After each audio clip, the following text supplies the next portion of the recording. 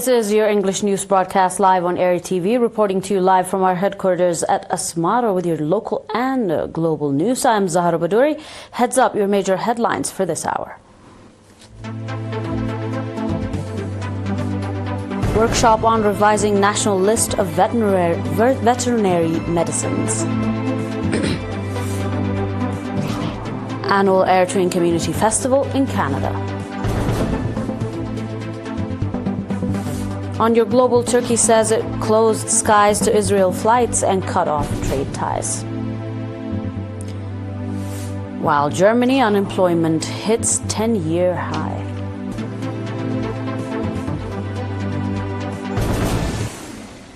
Welcome to your Domestic in Brief. The Ministry of Agriculture conducted a consensus building workshop aimed at validating the comprehensive revision of the national list of veterinary medicines.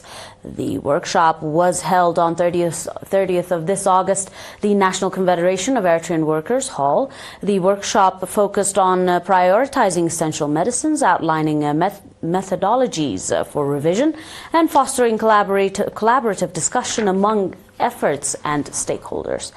Mr. Takhlab Mizganna, Director General of Regulatory Services at the Ministry of Agriculture, explained that the process of revising the national list of veterinary medicines began in the year 2024 to address national and global realities and the evolving dynamics of the sector.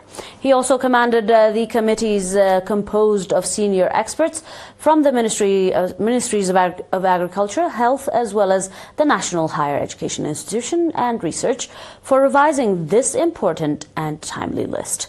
The process involved detailed analysis of disease threats, scientific data, and veterinary recommendations to ensure a robust and effective veterinary healthcare system for livestock in Eritrea. The workshop concluded with commitments to address challenges and build consensus on key recommendations in the future. Eritrean nationals residing in Toronto and its surrounding areas enthusiastically commenced their 51st annual festival on 30th August under the theme Our Cohesion, Our Armor on Your Final Domestic. The opening ceremony was presided over by Ambassador Sofia Tesfamariam, Eritrea's permanent representative to the United Nations, Mrs. Amarish Mabrahtu, head of the Eritrea's mission in Canada, other dignitaries, as well as heads of national organizations and religious leaders, Friends of Eritrea, and numerous nationals. Speaking at the opening event, Mrs. Amarish highlighted that the significance of the festival in nurturing national identity, consolidating unity, transmitting national culture and values, strengthening public diplomacy, and reflecting the true image of Eritrea. Ambassador Sophia also conducted a seminar for participants focusing on the objective situation in the homeland, regional and global developments, the significance of national unity in the successful implementation of the development programs, and the role of parents in raising competent Eritrean youth. The festival, which will continue until 2nd of the coming September, features cultural performances and traditional food and cuisines, exhibitions, award recognizing outstanding students and contributors, as well as sports competitions. Up next, your global. Do stay tuned for more.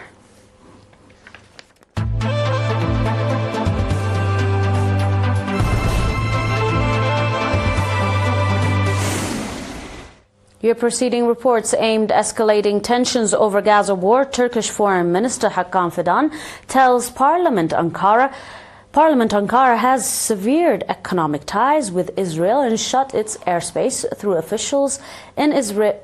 Though officials in Israel say no formal notice received.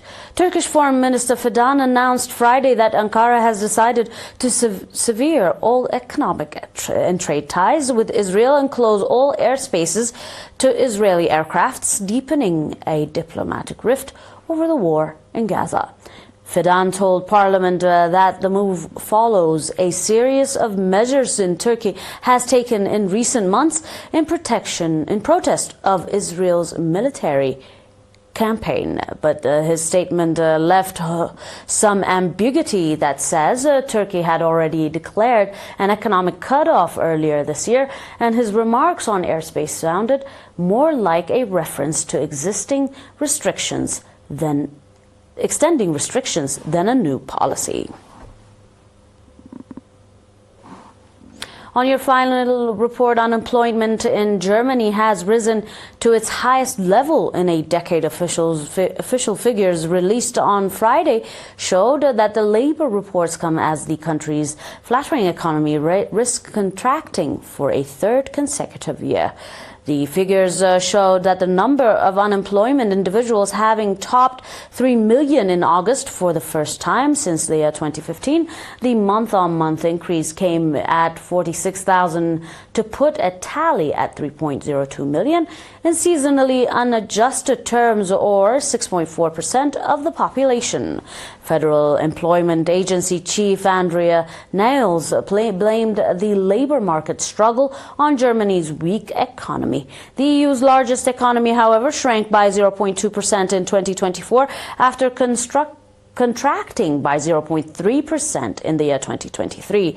This year, following a 0.3% expansion in the first quarter, output fell by 0.3% as uncertainty grew over the new U.S. tariffs. The International Monetary Fund recently warned that Germany could face a third consecutive year without growth. Germany's economic downturn has coincided with Berlin's decision to halt imports of low-cost Russian energy, which was vital for its industry. Chancellor Friedrich Merz admitted last week that Germany is facing what he called, under quote, structural crisis rather than temporary weaknesses, and said that steering the economy towards growth has proven more difficult than expected. He added that key industries such as automotive segments, in quotation, no longer truly competitive. According to recent data, the country's automotive sector has shed more than 51,000 jobs just in the past year alone. Up next, a recap of your headlines.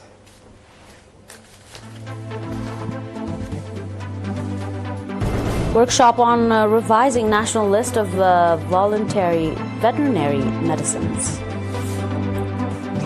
Annual Eritrean Community Festival in Canada. Turkey closes skies and trade ties with Israel. German unemployment hits 10-year high.